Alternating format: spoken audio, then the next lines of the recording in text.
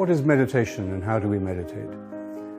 The word meditation is like the word medicine. It has this prefix med, which is a Greek prefix that means care or attention. When we meditate, we are being careful, we are paying attention. Meditation is a universal spiritual tradition, wisdom. We find it in all the great religious traditions of the human family. I remember years ago I was teaching meditation, Christian meditation in Australia. I was talking about the 2,000-year-old tradition of Christian meditation, going back to the teaching of Jesus on contemplation.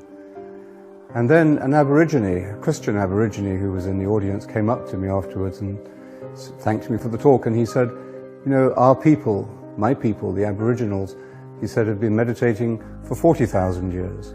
We call it Digiri, which is a silent, non-questioning awareness, a harmony with the world around us. They go to a sacred place, maybe a rock or near the river. He belonged to a river people. He said, we just sit beside the river and feel the flow of the river, and we open ourselves to the presence that is in nature. So meditation goes back to the very earliest intuitions of humanity about what lies deeper than the senses or deeper than even our rational mind. In meditation, you could say we go from the mind to the heart, from thought into silence, from words and images and planning and problem and analyzing, all the things that we do all the day in our active minds. We go deeper than the mind. We go into that place of the heart. The heart is not just a romantic, emotional symbol. We find the heart as a symbol in all the spiritual traditions, and it is a symbol both of the interiority of the human person and also of the wholeness of the human person, where the body, the mind and the spirit converge into the true self, into the person I most deeply and truly am through all the years and all the experiences of my life. So meditation is our journey of consciousness, shifting the center of consciousness from the mind to the heart. And we do that not by trying to achieve anything, but simply by being still. Stillness is the primary experience of meditation. So when you meditate, sit physically still. The stillness of body will help to bring you to a stillness within, a stillness of mind. Then we also practice silence, because in silence we are learning to pay attention. Remember that word med, to pay attention.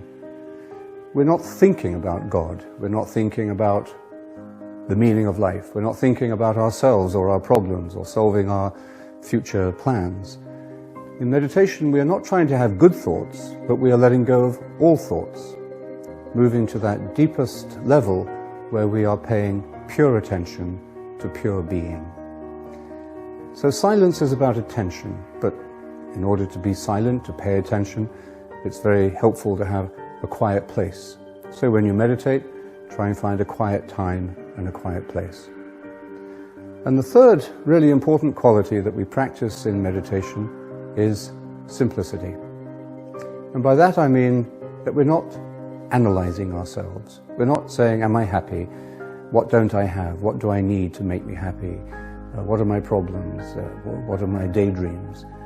In meditation, then, we let go of thoughts, words, images, and daydreams. We come into the present moment. That's the essence of all meditation. And it's only in the present moment that we can find God, the God who is, the God who reveals the mystery of God as I am. I am who I am, God said to Moses. So this is the nature of meditation, but how do we do it? How do we become silent and simple and still? And how do we let go of our worries and plans and daydreams and desires and fantasies and slip into the only place where we truly are real, which is the present moment? In the Christian tradition, there's a very simple method taught from the beginning of the Christian spiritual tradition, which has deep resonance with the same method taught in other traditions even older than Christianity. And that is to take a word, a single word, a short phrase, a sacred word, a mantra, and to repeat this word continually, gently, faithfully, attentively during the time of the meditation. The saying of the word is what focuses our consciousness. It's what stills the mind. It's what takes the attention off our busy, active and distracted minds. So you don't have to fight your distractions, just let them go. And when you do get distracted, which of course happens all the time, when you do get distracted, simply come back to the saying of your word. The next most important thing is to know what word to choose.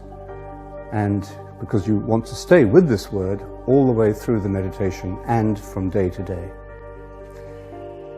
The recommendation of all the traditions is to take a sacred word, a word that is sacred in your own tradition. Stay with the same word and give it your full attention. It's helpful if it is not in your own language, because that means it's easier to get out of your head and to let go of thoughts, even good thoughts. The word I would recommend is the word Maranatha. It's a beautiful prayer word, a beautiful mantra. It's in the language that Jesus spoke, Aramaic, and it means "Come Lord," but we're not thinking about the meaning of it as we say it.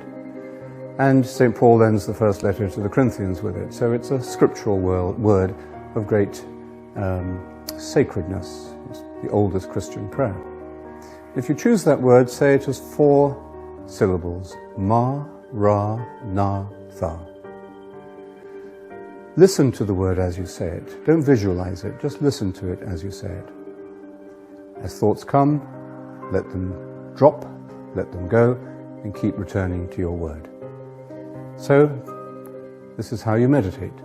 You sit down, you sit still, sit with your back straight so that you are alert and awake. Meditation is about being awake. Close your eyes lightly, sit relaxed, breathe normally, and then silently, in your mind and heart, begin to say your word, your mantra. The word again I would suggest is Maranatha. Ma-ra-na-tha. That's the simple way of meditation.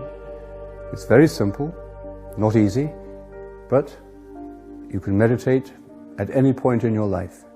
You start to meditate from where you are. You can teach a child of 6 to meditate.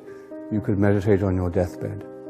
The important thing is to start where you are, to accept yourself where you are, and begin to deepen your spiritual journey from the place you find yourself to be. If you want to meditate seriously, to build it into your life, then meditate twice a day. Aim at this twice daily rhythm of beginning the day and ending the day with about 20 minutes of meditation on each occasion.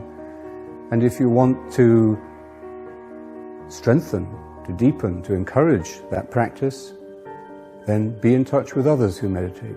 Meditate with them regularly. The community that grows out of meditation is a community of spiritual friendship.